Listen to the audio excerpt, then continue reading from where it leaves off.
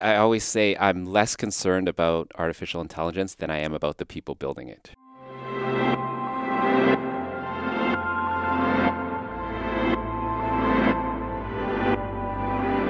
My name is Ben Charland, and you're listening to What on Earth is Going On. My guest this week is Jeff Lui. He is the Director of Artificial Intelligence for Deloitte in Toronto, and he's also doing his PhD at the Smith School of Business at Queen's University. He's studying, of course, artificial intelligence and the ethics of AI. Our conversation is pretty wide-ranging, but it's probably best to put it in the form of questions, the questions that we ask and some of which we answer. What does AI teach us about ourselves, the way we think and the way we feel? What is the optimal emotional state of an eSports player or other athletes to increase their win rate? Can AI help us design better companies, better governments? Can we predict Oscar-winning movies based on the emotions portrayed in the film?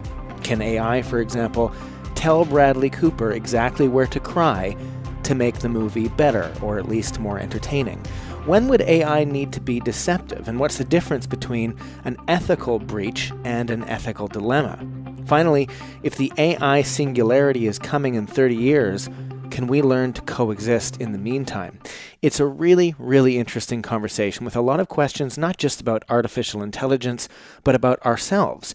Jeff is very quick to describe himself as an interested person in human nature, not just in artificial intelligence. And artificial intelligence is enhanced by understanding what human beings are and how we operate.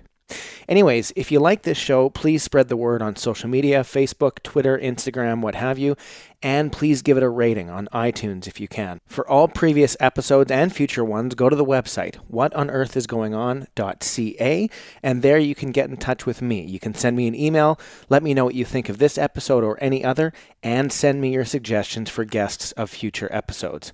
I really look forward to hearing from you. Jeff Lui, welcome to the program.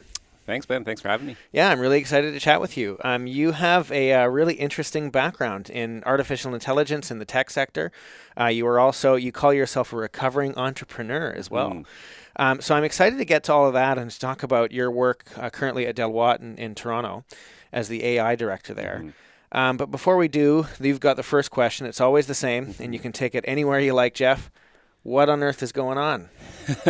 Yeah, I love this question, but a lot, I would say. If I were to boil it down, right, I think my life goal has always been understanding people, and that's really what's going on in my life right now. But I still think people are the most under-researched, most complex organism we have on the planet, and we have yet to uncover how we operate, how we think, how we're motivated, and that's what's really driving a lot of my current work. It's the reason why I'm at Queen's. It's the reason why I'm doing a lot of the work I'm doing at Deloitte and a lot of the AI work that I'm doing. Did I call it Deloitte?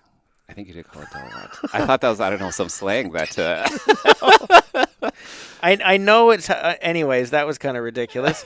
So we'll keep that in and see what people think of my pronunciation of Deloitte. Sure, yeah. So anyways, I'm really interested in what you just said about how you are interested in the capacity of people.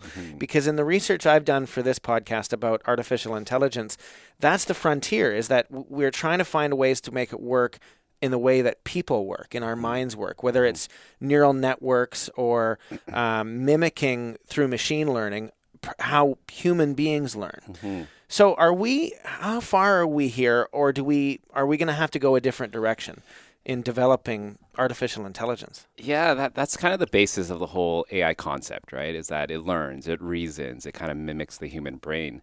But what we have to understand, though, is that humans are very complex, right? And also, in a societal context, we have been institutionalized over the last few centuries, right? The reason we go to a school or a company is that there's this informal set of rules, right? And we don't really, when you join a school or you join a company, the first thing you don't ask is, hey, can I read the, ethics policy and, the guidelines on how to work around here? You just kind of know. You kind of know how to deal with people and all that, right? Right. There's a whole bank of received knowledge that we come with in our first 18 years of going to school and hanging out with our friends. Yeah. So, and that's the problem, right? And now for the first time with AI, and I do a lot of talks and I go to travel a lot to conferences, and I always ask different people I meet, hey, what does AI mean to you? Which I'll pose to you right now. Like, what does AI mean to you, right? If you're to summarize it down to 2 or 3 words. So for me, artificial intelligence, well, I guess I would say 2 things. on the one hand, artificial intelligence it seems like an inevitable path of progress where the technology we create are becoming smarter and more powerful than we are, and are overtaking us in many different aspects, whether it's technology, intelligence, empathy even. And these are things that AI has a way of pretending it's better at without necessarily being actually better at, right? So if I'm dealing with a bot online in a social media forum or something like that, that bot might seem, passing the Turing test, might seem more human than anybody else. And in fact, even if I know it's not human, it might seem like a better thing to me. It might treat me better. It might have more empathy. It might know my feelings better and respect me better than any other human, to the point that I would prefer to deal with AI than I would to deal with any humans.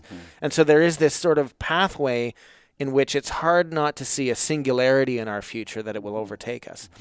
But the other side of that I would answer is artificial intelligence is sort of a counterpart to our existence as human beings that has been with us for our entire existence.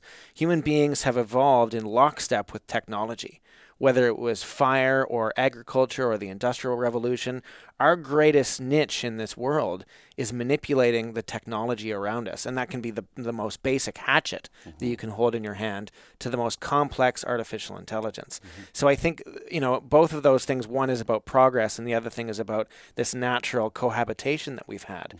But what's interesting is that we may get to a point where the things we create are more complicated than we can ever comprehend. It was recently said that the financial system, for one, is already more complex than any single person can possibly comprehend. Well, what does that mean? If no person can comprehend it, do we have to have, the principles of it, not just the details, do we have to have a computer do it for us? So I kind of went all over the place with my answer, but that's my, I guess, assessment of what I think artificial intelligence is. But yeah. Yeah, you hit the nail on the head on a few good points there, right? And it really is that. It's how do we live in a utopian society where we can live in parallel with AI, because at the end of the day, we're still the dominant species on this planet. Like, you see all these science fiction movies where there's one robot to every human. We're far away from that. But the way I usually, I love hearing different answers about that question, about what does AI mean to you? But for me, it really is mimesis, right? We're trying to imitate the human miracle through technology. Right? And when we do that, it really, we have to look deeper about how we've developed as a society and how people interact with each other. And the problem with that is that right now where there's so much hype, there's so much like cool things going on, is that we're missing that piece of the puzzle, right? We're just saying, oh yeah, we can do credit card adjudication or like figure out who's going to default on their loans really easily just through all these, techniques and data and all this cool stuff. But when it boils down to it, comes down to an element of trust, right? Do we trust these machines? And how's the human psyche when we deal with these more complex things that, they're really starting to take over some of the things that we thought we were good at, right? And just to finish off with an example, it really is, everyone's, I'm sure, heard of the Go story or the chess story, right? And I like to, take that a step further and say, what is the psychological impact? Even if you look at Lee Sedol, the whole AlphaGo story, right? And documentary on Netflix, it's awesome. But I was fortunate enough to have worked at Google during that time when it was that event over in South Korea. And one thing I noticed was when he lost that player, that first match in that game, you can almost look in his face and there was almost an element of depression, right? Because if you think about it from an empathy point of view, there he is. His whole life, he's been validated, right? By humanity, he's the best. He's never lost. Everyone agrees he is the number one player at this one specific task. And all of a sudden, this machine comes along and says, no, you're not, right? And no, you're not by a lot.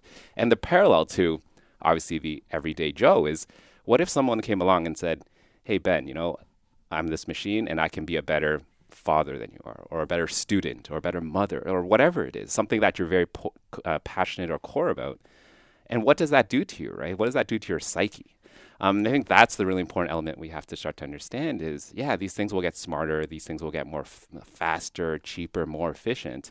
But what does that mean as we start to cohabitate with these machines? Well, yeah, and the classic Silicon Valley argument is that these things are empowering us to be better. So they're giving human beings a chance to be better and better people. Yuval Noah Harari has written a book called Homo Deus, and how technology and artificial intelligence is one of the ways that we are becoming gods of this planet unto ourselves. But I'm really glad you mentioned Lee Sedol and the Netflix documentary about the, a computer beating human beings at Go, something that many people thought was never going to happen. More recently, there was computers have beat humans at StarCraft 2. And there's a big, this is a huge game that's played by thousands of people around the world. And in eSports, some people have been playing since they were 5 years old, and they can click on the mouse faster than anyone. And yet there is this weird sense that when we're watching this happen, we're unsure of where we are, where we're positioned. And that was the most fundamentally fascinating thing I found watching that documentary about Go, was I wasn't sure who to cheer for. Right? I mean, obviously the documentary is about the achievement of this artificial intelligence at DeepMind, and how wonderful it is that these human beings have done such great work and have succeeded at overcoming all of these obstacles. But at the same time, at the end, you're thinking, wait a minute, who have they succeeded over? And there's that moment of depression that Lee Sedol has. But what's great about this, and unlike StarCraft, because I believe at StarCraft, the computer beat everything that came to it, all of the champions, Lee Sedol won one of the matches, which was a triumph for humanity. And it's almost like David and Goliath, right? We needed that victory. Yeah. But there was also this sense in that documentary that, not only who am I cheering for, the robot or the human being, but there are these original plays that are made. And the computer, the artificial intelligence, taught us about Go in ways that we never saw before. It gave us original creative thoughts. So we are, human beings as a whole, better at Go, better at understanding and playing Go than we were before.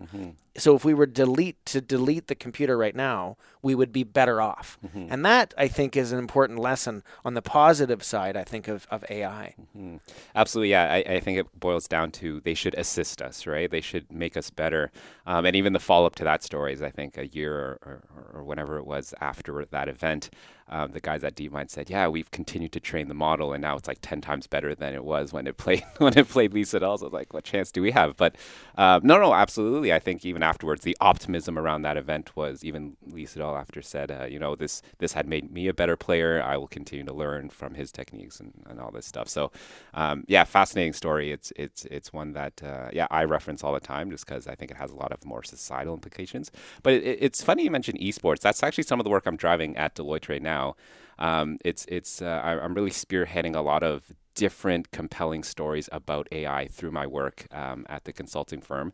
A lot of traditional industries are around banking, retail, insurance, all those things that it's kind of the low-hanging fruit in AI right now. But I'm actually working with a few esports professional teams leveraging Emotion AI to basically assess the emotional state of esports players. And for those who don't know, esports is just competitive video gaming, billion-dollar industry. They actually think of putting it in the next Olympics. And what I'm doing is I'm basically watching these esports players as they're playing these games, so Overwatch or League of Legends or those big kind of global games, and basically running analytics to figure out what is the optimal emotional state for these players as they're playing to increase win rate, right? Which is a very powerful thing. I think I love it because this is all about improvement, right? It's all about winning at a better clip and, enhancing the emotional experience and really understanding players a lot better. So we finished our first analysis and we saw these very, very minute micro expressions from some players that even the coach was like, wow, I did not know that was essentially a tell for the player when he was tilted or when he was going through stress or anxiety. And we basically flipped that around as a coaching tool to say, when this happens again, right, what is the right trigger? What is the right, next best action for you to take so that the team doesn't go down a downward spiral or kind of, go into a negative spin there. But really fascinating stuff, all leveraging AI and the power of data science to really do something in that industry. That's really interesting. I in something that I read that you had written, you talked about the importance of IQ and EQ and the relationship between our intelligent quotient and emotional intelligence. And it's something that we don't often think about when we think of AI. We think of a facial recognition, but not necessarily of those tells, those quirks that we have on our face, or those giveaways, even the rising of our body temperature by 1 degree, that we human beings can detect for the most part off of each other in a natural conversational way. We're in the same room together. We see things that we don't even know that we're seeing and responding to them.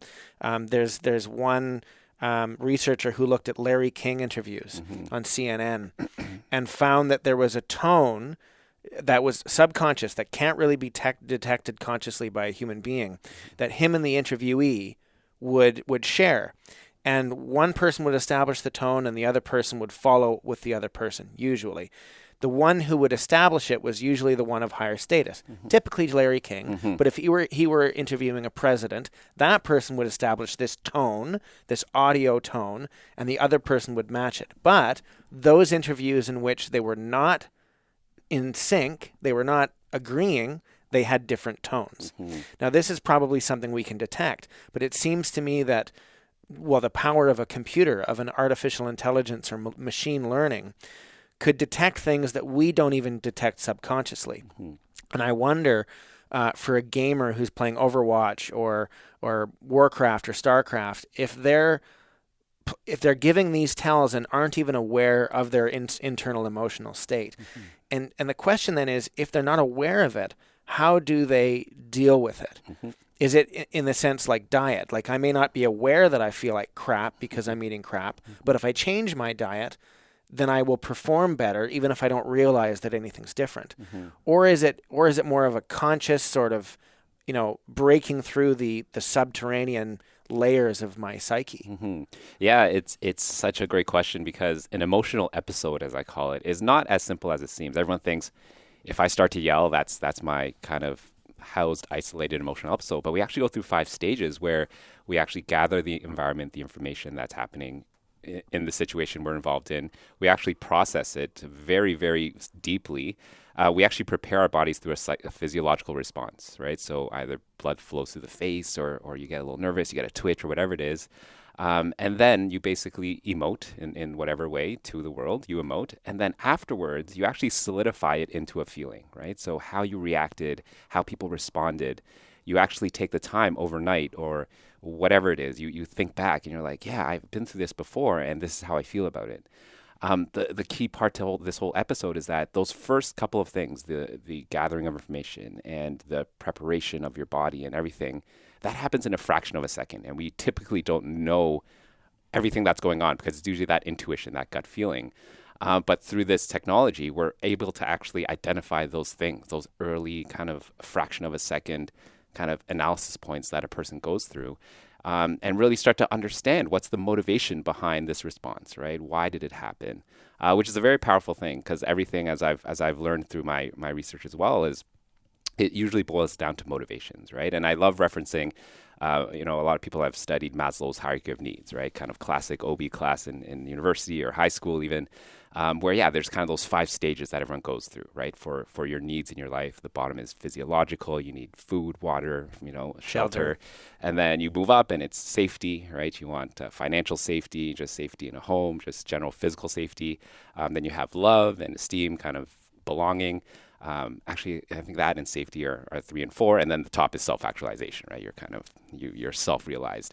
But what I've noticed is that everyone kind of is at different stages, right? They say you can't move to a stage above until you've completely satisfied the stage below. And I've done some research on really interesting on inner city youth, right? And people and youth, unfortunately, who have weapons and guns, and they kind of join gangs. And they say that, if those people that pull the trigger ultimately and shoot a bullet towards someone, right? Why do they do that? And you look deeper, and it's because with that single bullet, it's not just a bullet. It is their shortcut to get to the top of the pyramid, right? Because with one pull of the trigger, right, they get all those 5 things, right? Safety, a sense of belonging, right? All those things. And it's such a powerful tool.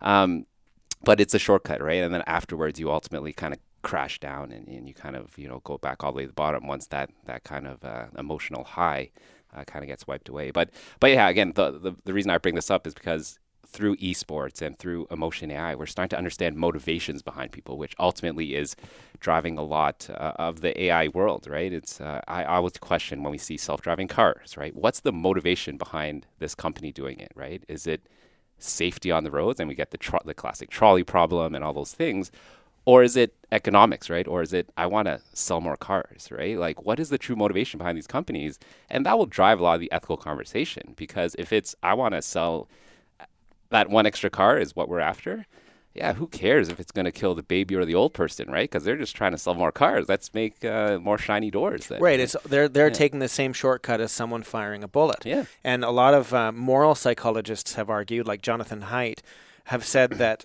morality is only something that we do when we know we're being watched. And so a company which can go without being watched as an individual, because it can essentially have this mask that masks the individuals within, can act immorally or amorally in a situation such as deciding to run over someone if it means selling more cars. I'm not sure how running over someone would sell more cars, but but there is clearly a tension here. Yeah. But I want to go back to emotion, and I find it so interesting that this is sort of the meat and potatoes of what you're working with right now, because we obviously don't associate emotion with artificial intelligence, with computers, with technology, with people working in technology. We associate emotion as something that is purely human, that is almost grounding in who we are. But emotions serve a purpose for human beings, obviously. When we're afraid, we run away, or we fight or flight. The emotion of fear and anger and resentment and hatred and love, these things cause us to do things that are to our benefit. Rarely is there emotion, unless there's some kind of misfiring in the brain, that leads us, at least in our evolutionary path, to do something that is against our interest. There may be emotions that we need to overcome and use our cognitive sort of capacity, our executive function, to do something better for us, but that's what makes us human. It's pretty hard to imagine that animals don't have emotions. So my question then is, do we need to program artificial intelligence with emotion in order for it to succeed? Yes, I think absolutely. I was at a conference, and there was a vendor there. I forget the name, but their whole operation was around humanizing robotics, right? So they made the facial kind of skin that they would wrap around a robot and give it a face, and they had very deep ethical questions about what should the face look like, right? What if we're going to mass produce these things, right? Obviously, they can't customize and personalize, a million robots, but yeah, what complexion should it have, and what facial features, and all these different things. But absolutely, a lot of firms are working on humanizing robotics, humanizing AI, and emotions is a critical part of that, right? How should it react in certain situations? I'm also kind of a sidebar to my research is around deception, right? And I think there are instances where an AI prediction machine should deceive us, right? Because humans are not all rational. Like when we speak with each other, we tell white lies, we say things that sometimes we want to hear. Well, and there's subtext too. There are things that I'm saying, and there's the thing I want you to hear. Correct. Right? Like, yes. why does someone want to tell me about how they drove here in their nice car?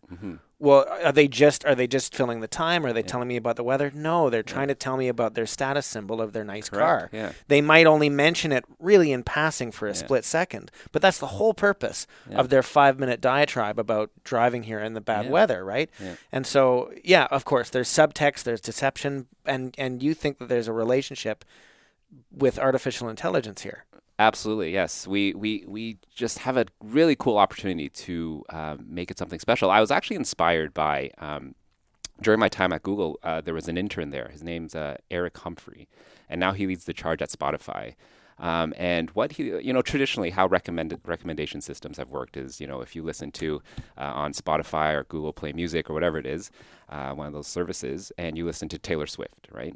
Traditionally, how they've done is, okay, we think you like pop music, female artists in the pop genre, so we're going to throw other female artists at you. Right, but what Eric is doing over there is that he's looking a little deeper, right? He's understanding the rhythmic pattern of the songs, and what is it exactly about the song that you like? Is it a certain instrument, a certain beat? Is it a crescendo followed by 3 rests, or whatever it is? and that's how they're recommending songs to you. So it's kind of the second layer of AI, right? Looking a little deeper. Same thing if you buy like a blender on Amazon, right? You kind of start getting all these other kitchen appliances. And like, man, I just needed a blender. Like, stop! I don't need the toaster and all that stuff. But that was the inspiration for my work here. Is that my proxy is around people and emotions, right? Looking deeper beyond the superficialities of a resume or the things that the things that we commonly label against each other. But emotions are so core to us, right? And level 1, level 2 thinking fast and slow with all those kind of new research that's coming out there. But the way we emote and the way we interact with each other says so much about who we are inside, right? And that has so many implications about improving us and how different people learn in a learning environment, how different people want to work together, collaboration efforts. It still fascinates me, even at Deloitte, that when we staff a project, we just kind of take random people, John Smith, Sally Fields, and put them together, and we can do a lot better. We can say, do they actually work well together? People have different learning habits, working habits. We can do better in kind of pushing people together so that, the chance of success are much higher. And that all comes down to the way we emote, right? Are people more, kind of introverted, extroverted, all that fun stuff? We can really boil it down. So that's kind of my proxy into this, using kind of what I'm calling emotion AI technology, and then taking it to eSports and banking and all that fun stuff. So when and why would an AI need to be deceptive, though? Yeah, it's there are a few instances. One I like to reference is ocean rescue, right? It's a real thing. I think there's thousands of people get lost in the ocean every day, and they kind of need the helicopter, the helipad to come and drop the ladder and save them. In that setting, for example, the guy drops the ladder, and they're struggling to get on the ladder. Assuming that there's an AI machine built into this apparatus, you don't necessarily want them to say, "Hey Ben, there's a shark behind you. It's about to take off your leg. Like you're about to die, right?" So there's I call it deception point there, where no, it's like, come on, you're almost there. You're like 3 steps away. Let's do it. Come on, let's do it together. That's how I'm defining deception, not necessarily in the negative context. But no, sure, yeah. and that's actually a really, really great example. Mm-hmm. That my chances of success are increased by not knowing something, as opposed to a complete picture of knowledge. Yeah. Obviously, a computer, the more it knows, the better it will perform. Mm-hmm. I don't know if there are any circumstances in which a computer or an AI, machine learning, knowing something would reduce its performance. Is there? Yeah, it's. I think there ultimately will be a technique that does do that. But yeah, it's the way machines are built right now, on a training set on trade. It's very, very rigid, right? It's either it's pretty black and white. But what this is calling for with the whole deception in the example is some gray area, right? And that's also kind of why I'm really banking on this ethics around AI, right? Which was the pursuit I'm doing with this PhD at Queen's is, what's the ethical issue around this whole world? Which I think is very important as well. Well, and that was exactly the word I wanted to bring up next, was ethics. Mm-hmm. And obviously, if we aren't telling a human being climbing a ladder about a shark behind them, that's something that we all humans would probably do in most circumstances. And that is something that we would probably agree that an AI should do.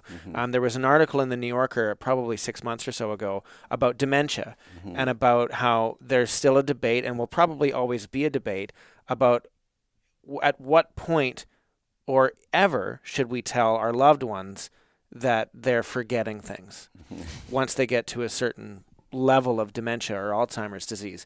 And so, there are wards out there where every 5 minutes you repeat to somebody, "Know that I'm not your sister, I'm your son," or where you have to kind of remind them of what's real and what's not, what their dreams and what their imaginings are and what the reality is.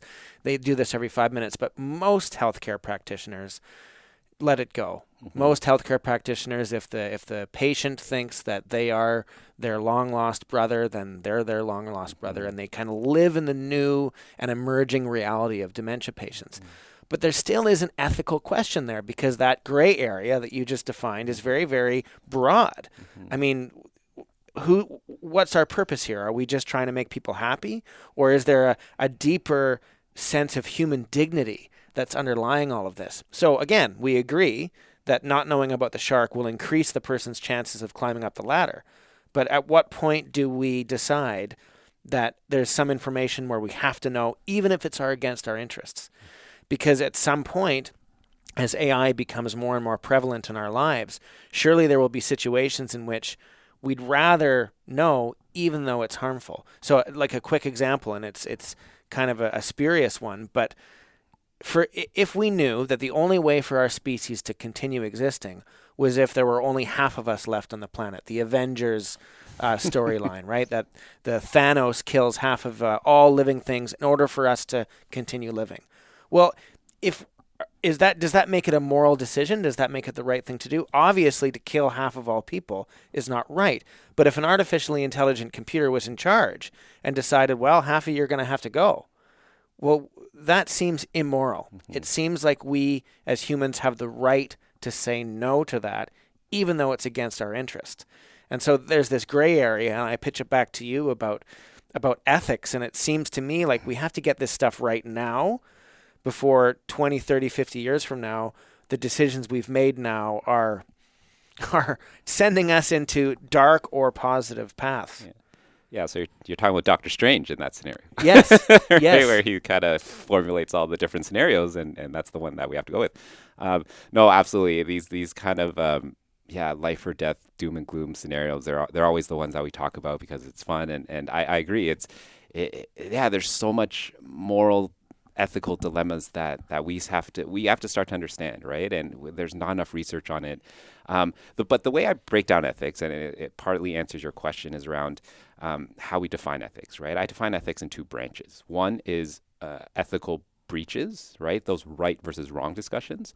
And then the other branch are the ethical dilemmas, so the right versus right discussions, which I think is ultimately the true ethics conversation. Mm-hmm. What we're seeing in mass media, and pretty much to date, a lot of the research is around that first branch, ethical breaches, because it's easy, right? It's if I were to ask an ethical breach question to a room full of 100 people, you can almost guarantee 99% will agree, right? That we shouldn't have bias, right? We shouldn't perpetuate stereotypes or racial discrimination in data sets. It's this built-in knowledge that we talked about earlier. Exactly, yeah.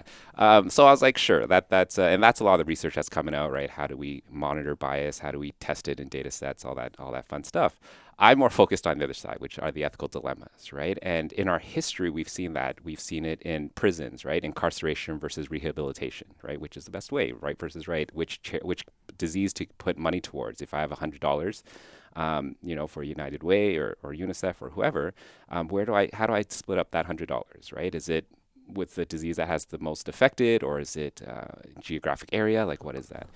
Even if you look from a business context, taxation, right, is one of our most long-standing ethical dilemmas that we have in our history, because every year politicians will gather and they'll say, we're going to give a 3% increase, tax break for new mothers or new students or whatever it is, right? There's no right or wrong answer to that, but yet they come up with that sort of solution.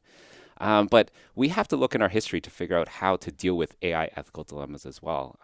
Classic trolley problem. And the trolley problem is its own thing. It's become its own animal, right? So what is the trolley problem? Yeah, so the premise is pretty simple. It's you as a moral agent, you see you're kind of standing next to a rail track and you see a train barreling down, and you look the other way, there's 5 people tied down to the track, and it's about to run over 5 people.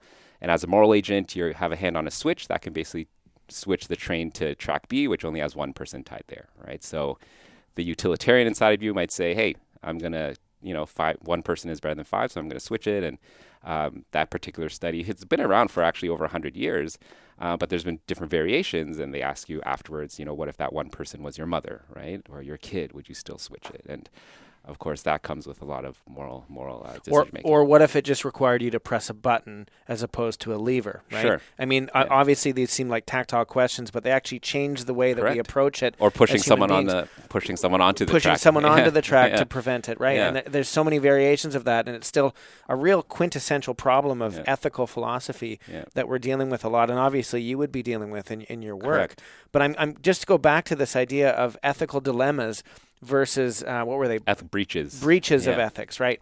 And it seems to me that, and maybe this is a bit of a tangent away from AI, but it seems to me that what's happening in our world a little bit is we're confusing the two, right versus right or right versus wrong. You said earlier that if I have $100, I can give it to many different organizations for if I want to donate it away and make it do something good.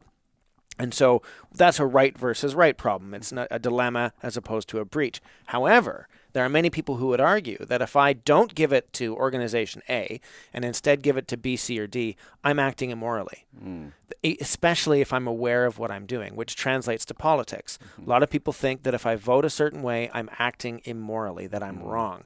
Now, this is going back to the sort of tribal nature of human beings, that we want to have us versus them, and we want to judge the other group and think of ourselves as better. But I think a lot of the confusion in our political reality and in our history is about not understanding the difference between an ethical dilemma and an ethical breach. Because most of the time we're in a dilemma. It's very rare that when we do have a breach that we choose the wrong path. Perhaps when we're alone and no one's watching, we'll choose to break our diet or whatever it is. And do you find that there's this similar gray area as we program machines, artificial intelligence? Yeah, I always say I'm less concerned about artificial intelligence than I am about the people building it, right? Because, yeah, you're right. Like to your last example, everyone thinks they're right, right? Everyone has that bias. And we always hear this term bias in a negative connotation, negative context. We all have bias, right? That's why we make decisions. We prefer one thing over another, and we make a decision. So absolutely, I think the way we design machines and we program it. That's why I'm really involved in the education community, right? Because we should start at a very young age to build in that foundation of ethics, right? Not to say I think this is right or wrong, but have we considered all the cases, all the examples, right? And to make a better informed decision. Humans are generally not good at thinking of all the cases. We're good at thinking of edge cases, right? Like, oh, what if this person does that or that person does that? But to think holistically, we just don't have that type of exposure, right? Which is why even our deployment teams at Deloitte, we typically like to send a good, diverse mix of people, right, with different backgrounds, a lawyer, an anthropologist, a business person, a computer scientist. Not just most companies, though, just based on the hype and the skill set needed, it's like, oh, we have an AI problem or a machine learning problem. Here's like 7 computer scientists at it. Go. Right, but they're all built the same way, right? They all think the same way, right? It's the same reason why you probably use Gmail or someone that does. Yeah. They I think a year ago released kind of these auto reply features, right? Where there's 3 buttons now, and you get an email. It's like you can just click the button and it replies, right? Wow, cool. But the first iteration of it, I remember the first email I got, the 3 replies. I was reading them and I was like, why is this making me sound like a Californian surfer? Right? It's like gnarly and like that's so cool, dude. Right? I'm like, I don't talk like that. But you think about why that happened, and yeah, the designers at Google are out of the West Coast in California, right? And they program these things to based on what they know and kind of what how they grew up, and just that's kind of one small example. But you look at just how biased and how humans are designing these other systems. Yeah, if we don't get a good wrapping around how these things are being designed and the people behind it, we're going to have that impact just at a scale, right? And it's a little dangerous. I really appreciated Jeff's description of AI as mimesis, or imitating the human miracle. And it's on that same vein that I really appreciate how much we're talking about emotion, about the human motivation. And that's an important thing that's coming up in this conversation. What is the intent behind the things that AI is assigned to? In other words, it's not just about what the impact is or what the outcome is, but what are we trying to do with this thing? We can argue all we want about how traffic lights go red and green too quickly or too slowly. But what are we actually trying to do if we return to first principles? It's just trying to build an intersection. We're not trying to build better lights. We're trying to build better solutions to traffic. People aren't looking for problems. People are looking for solutions. And AI is trying to do the same thing. All that's coming up in this episode of What on Earth is Going On. Well, it's so interesting with artificial intelligence because of what it reveals about us after the fact, right? Yeah. I mean, we've discovered this again is an ethical question. If we put all of the human English language into an artificial intelligent system, it will spit back out, obviously, sentences. There's a robot, I think, in Edmonton that can do improv because the creators of it have fed into it hundreds of thousands of movies from the last 100 years. And so it can actually speak and react to what it's hearing based on all of that information. But this reveals certain biases. So if we put all of our language into an AI, we'll reveal where the language is prejudiced, where it's racist, where it's sexist, where it enfranchises some groups or people over others, especially with the tones that we use. Whereas when artificial intelligence becomes more powerful and learns about tone and not just the way the pronunciation of a particular word, we will discover just where our deep biases are and might reveal ways in which to correct it.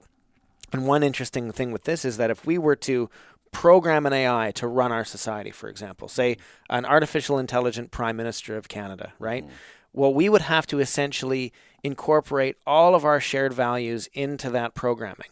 And in doing so, we might just reveal some very basic tenets that we haven't thought about yet because we haven't needed to. Because again, it's that built-in core understanding that we all share without question. But if we had to put it into a computer and make sure that, for example, the paperclip example, that we might create an AI that is designed to make paperclips, and so it'll turn the entire universe into an unlimited number of paperclips, and we won't be able to stop it because we've given it that mission. Well, how do we make it not do that? We have to program at all kinds of different levels. There's complexity and nuance in here. And doing so reveals a lot about who we are in our emotions, in our values, and those values can change over time, obviously. And so these give us really interesting questions as well as answers. And I'm just wondering, again, going back to ethics, where do you see these questions going? I mean, obviously the trolley problem is one that will be with us for a long time. But I mean, what questions are we dealing with now that might morph into new ones in 5 years? And what questions might we not have, might surprise us going forward?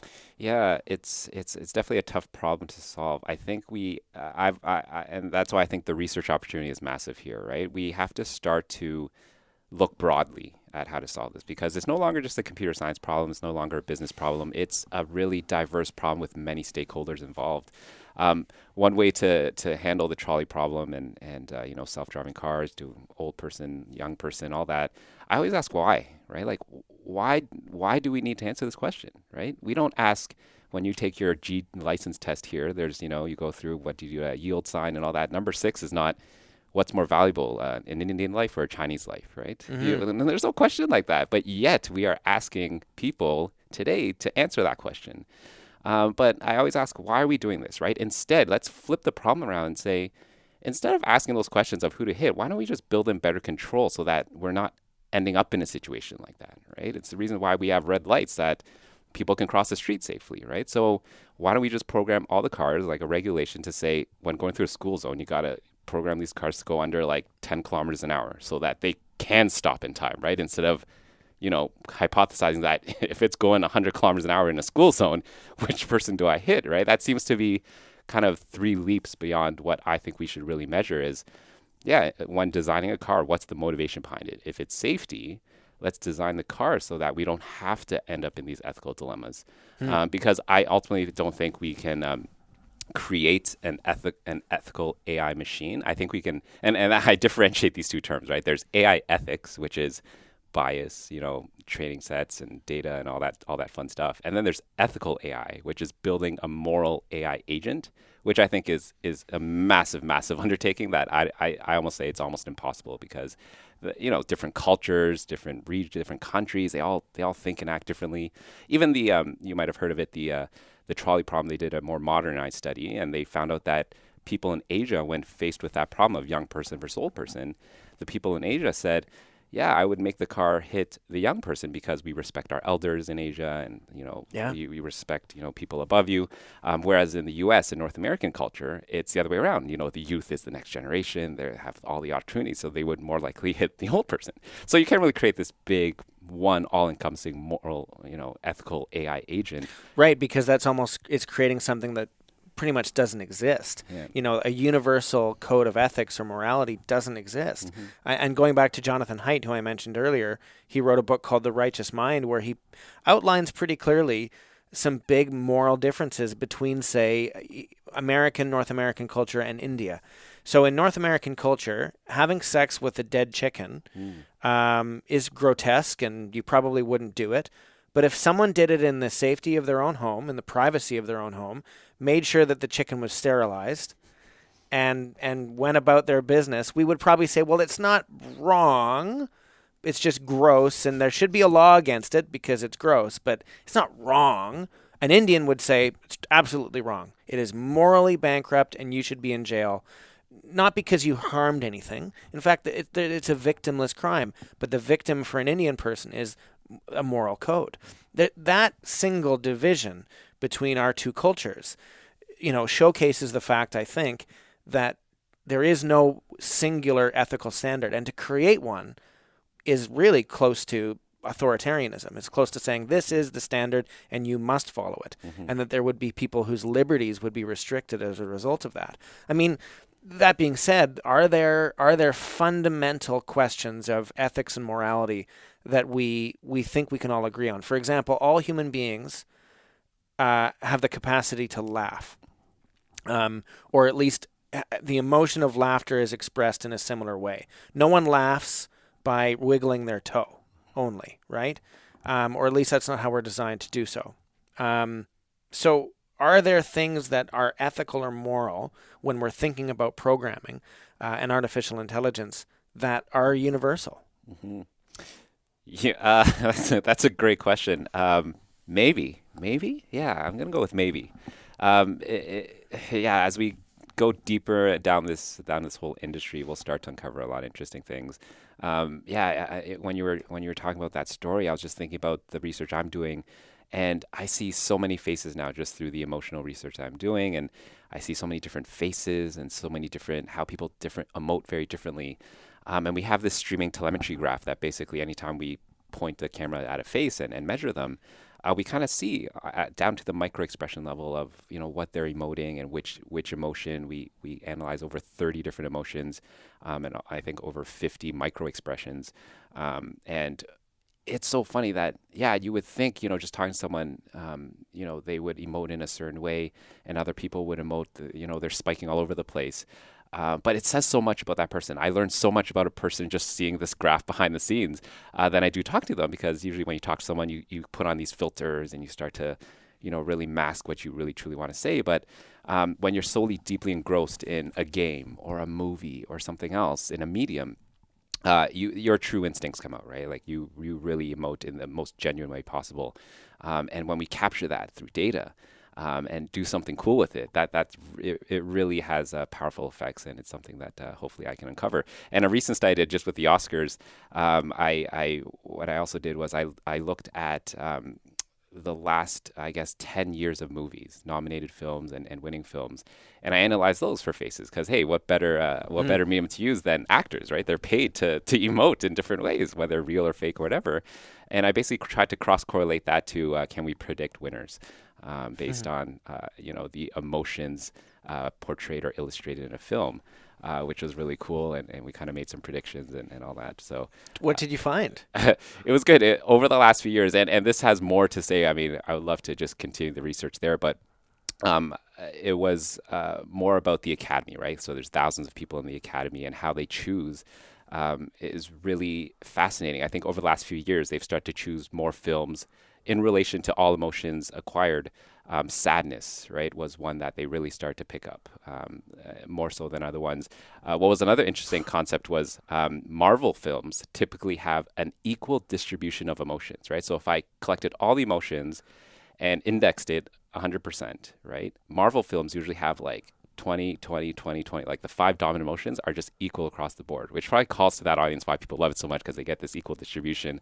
But you start to see, right, the really sad movies, they have 2 dominant emotions. It's like anxiety and sadness, right? And you see it there, which is really cool, because when we watch movies, we're so engrossed in it, right? It's the reasons why we cry and laugh with the actors in the movie.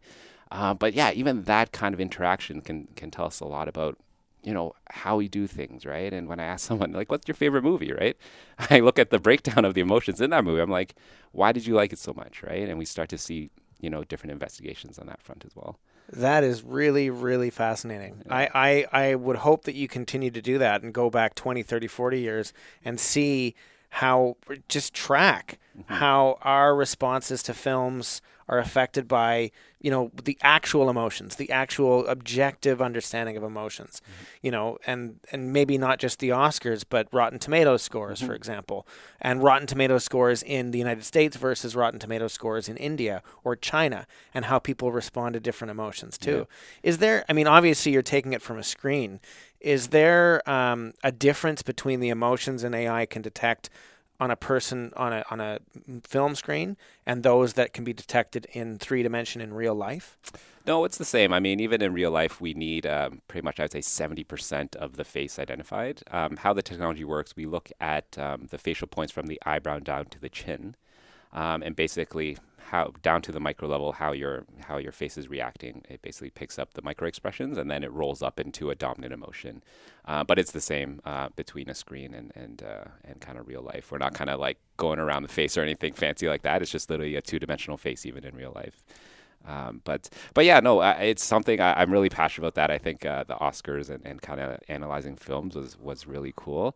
And it's a bigger societal context as well, right? I think analyzing films, it can, tactically improve, I think, recommendation systems, right? Like if you watch, these dozen movies and they all kind of have similar emotions, the health implications, right? Are you kind of going through something right now? Are you kind of in a state of depression? That's why you're watching a lot of very sad films. Or, I think we can infer a lot of things, right? Similar to the way, and even the second kind of, application to it with music, right? I always go back to music because they've kind of kicked off us in the second layer of AI, as I alluded to earlier. But we've started to see some firms produce music through AI, right? What are the number one hits in the past?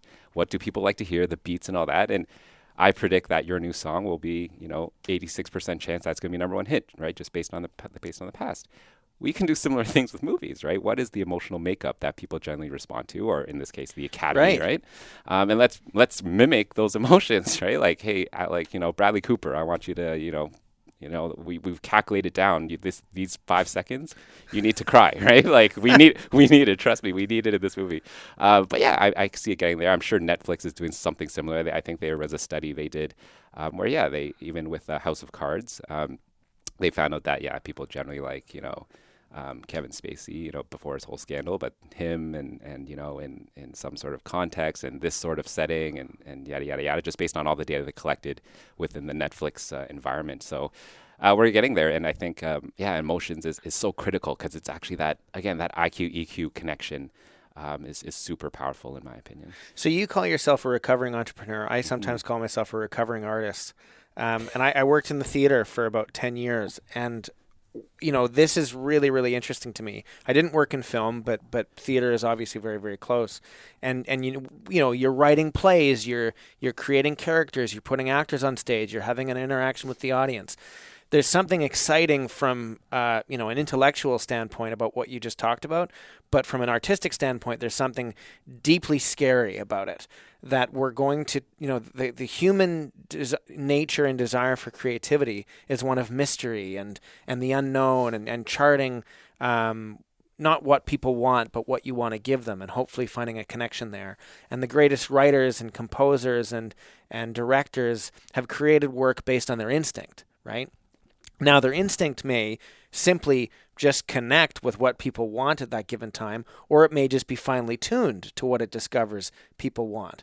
But it seems, I'm not sure of how to really ask this question other than to say that it scares me from an artistic point of view that that Netflix or that Hollywood production studios or TV studios are going to create work that is so finely tuned to what people are looking for that it's missing perhaps the mystery of our species, the mystery of our civilization, the unknown pathways that we haven't discovered yet, or simply to be challenged by it. There's a lot of films out there that probably don't really connect to what people want at that given time, but we feel like broccoli, like we need to eat it, like we need to go and see this film. It's important. And then by seeing it, we've changed our receptors. We've changed the way we want to see things. I mean, the best plays I've ever seen were ones that in the first 5 or 10 minutes I didn't like, and I had to learn to speak and listen to a new language in doing so. Do you think that this honed, artificially intelligent mode of creation could take away this opportunity for us to be challenged artistically? Mm-hmm. Potentially, yes. Potentially, it's a really good point. I think. I also think, though, that it will enable us to push our thinking a little bit as well. You know, when I think about, we're going to go down this narrow thing, just give people the personalization, giving someone exactly what they want. It's kind of, it goes, the fundamental issue we're talking about, I think, the last half an hour is around motivation, right? If Hollywood is all about, I want an extra buck at the movies, therefore I have to give them what they want, then we're going to go down that road of, hey man, to maximize my box office potential, it's got to be this, right? It's got to be this makeup. It's got to be this. It comes down to motivation. But if the motivation is, I want the most diverse films out in the last 12 months or in the next 12 months, right? Then it probably is not the best avenue to do that. But just with capitalism and the commercialization of things these days, just speed and return on investment, like that's what's driving the world, right? That's what's making these startups become billionaires overnight. And that's why we're really driving towards. But I agree. I think the local artist and how we, churn out, new ways of thinking. But I think the motivation behind has to be there, whether that's a regulation or kind of a new organization comes about and says, you know what, we're doing things a little differently around here, right? But as long as there's ticket sales are what's driving our behavior, that's going to be the way. And it might kind of, the creativity aspect might be missing a little bit, but then I think also new creativity opportunities will arise with this whole AI industry as always. And I think that's the sort of the unspoken thing, is that all of this will create things that we haven't expected yet, that we can't quite foresee. We may replace sort of grassroots artistic knowledge with the nudges of Facebook, right? So what I mean by that is, if I show a play in my community and 5 people watch it and they translate what they've learned and discovered and how they've been changed into their lives, then within a few years you might have 10,000 people who think in a new way, and then they have the megaphone and they can change the world, right? I mean, we can track and chart change in this way. But if everyone is fed their own personalized story, then the best way to change things at that point is through the nudges that the big tech companies like Google or Facebook or Apple can make, right? Like Facebook did this famously by changing really slight things on hundreds of thousands of users just a few years ago and seeing what the effect would be. For example, just dropping in a little bit of news that was outside your echo chamber. How would that affect hundreds of thousands of users? That little nudge might have changed their entire worldview over a very short period of time, which is really interesting to me. But it's not all top down. I think that we're seeing it from our paradigm and perspective today, and are bringing our biases with us because we don't know how decentralized or more sensitive it could become. For our last few minutes, I just have one more big question for you, and it's something that you mentioned earlier, and actually have mentioned as sort of a theme in this conversation about how all of the other subjects can be incorporated into what we're talking about. I mean, you've mentioned history several times. There's a quote by someone who used to work for Google, Lewandowski, who went on to Uber, and there's a lot of trials and tribulations in his life. He's been sued, and he's suing, and lots of stuff. But, one of the great tech geniuses of the last 20 years in self-driving cars and mapping, and Waymo, which is the mapping service. And what he said at the end of one of these articles that I read about him was essentially, you don't need to know history. You don't need to know this stuff because you can still manipulate it if you know enough, right? It doesn't matter what happened yesterday. If you know the principles of it, you can make tomorrow something different. I'm totally paraphrasing what he said, but essentially he was saying, forget all the social sciences, forget all the stuff that is irrelevant. You can change the world using a very few tools. I get the impression that you would disagree with that. I'll give you the chance to say so if you do, but or not. But what I'm excited about in this conversation with you is how much of a place there is for the world that we've created in the world that we're creating, whether it's history or anthropology or ethics or city design, these human pursuits that are being reflected and enhanced by this technological revolution. But to go back to it, do you disagree with what he said, and why? Yeah, I would agree and disagree. I think I personally love looking in our history and across different domains, untraditional domains, because AI is exactly that, right? It's not just, you talk to AI, to anyone on the street, right? To the grocery store person or a retail person or banking, like it's everywhere, right? It's gone to that point where it's impacting every single thing we do, whether you know it or not. And because of that, we have to look everywhere to build it properly, right? Because if we leave it to a certain group of people or a certain stakeholder, it's just going to be biased in that sort of view, right? So I personally also love the history aspect because we can learn so much from it, right? Like we learn how we've corrected things. Like even if you look at something like as dark as slavery, slavery was only abolished 150 years ago, right? That's pretty recent if you look at the whole course of history. Like why did it take so long, right? Like, and we can learn so much about why that happened and how we've evolved, right? And how things have progressed. And I think as we build our next 10, 20, 50 years, whatever it is, we should look at all the things we've learned in the past to do it. I would agree with him in saying that the tools of today, we only, we have the hammer that we have in our hand, right? And that's really important to what we can build and what we can look forward to. But in essence, I think, it's really important that we start to look in our past and we drive it correctly, because I think we have about a 30-year ticking time bomb. Most experts and pundits say that, it's before singularity or this AGI concept where there's this massive computer that rules the world or smarter than the average human. That's about 30 years, right? So I look at it as we have 30 years to figure out how we're going to coexist, right, before this AI insurgency kind of happens. And there are many opportunities, and I would just kind of leave you with this, is that there are so many opportunities we see every day. I think even driving here this morning, we were at this red light, and we were just sitting there and there wasn't any cars around, right? And I was there, I swear, for like 30 seconds. I was like, man, we can do a lot better, right? And some streets, there's no reason why every traffic light across the planet can't be equipped with computer vision to basically solve the simple problem of car throughput and pedestrian crosswalks, right? And just flip lights that way. The reality, though, is that most cities, how they flip lights, I'm not even joking you, it's two Excel VLOOKUP tables, right? Rush hour and non-rush hour. And they flip the lights that way. And there's such an opportunity there for efficiency gains. And if I could get everyone across the planet to their destination even 1 minute faster, right? Think about the macroeconomic gains we could have across the planet, right? And I love Japan, as I told you before. And I was there for a conference, and we were sitting there with kind of the CEO who was building these bullet trains, these Shinkansens out in Japan, and they have the fastest ones. They take people all across the country and every day. And there was a question, and there were plans to build a faster bullet train, I think, over the next 3 years. And someone asked, you already have the fastest bullet train in the world. Like, why do you want to build a faster one?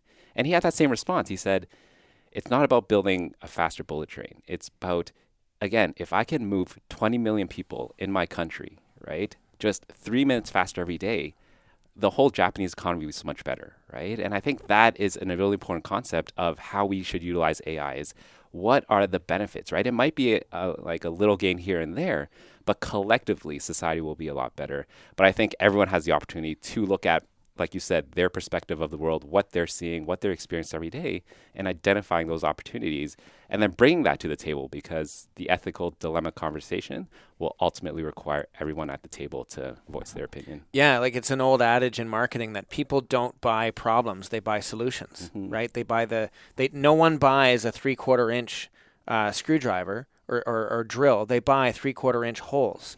We shouldn't be designing red lights and green lights. We should be designing intersections.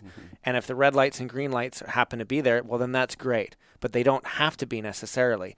And I think if we lived in a world where we had self-driving cars that would communicate with each other, then you could get rid of lights altogether and you'd have this sort of mesh going through intersections. It's quite an exciting concept. But I think to return to first principles, but also, to return to the core subjects of who we are. Because again, the human beings and AI we are in parallel. We are not one before the other.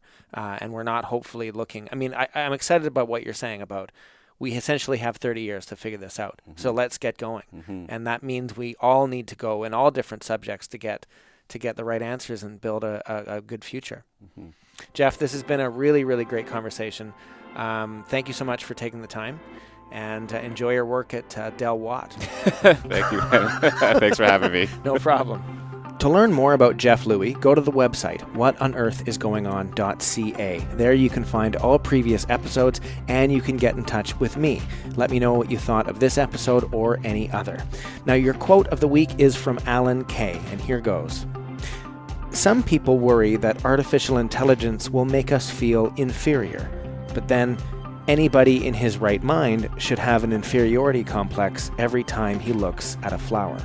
Special thanks, as always, to our composer Andrea Wetstein for our music, and for this episode, thank you to CFRC 101.9 FM in Kingston, Ontario, for giving us the space in which to record. Next week, we've got a panel discussion, this time without an audience, with 3 Queen's professors of totally different disciplines, and we're talking about a New Yorker article called Forbidden Satires. I'll see you then.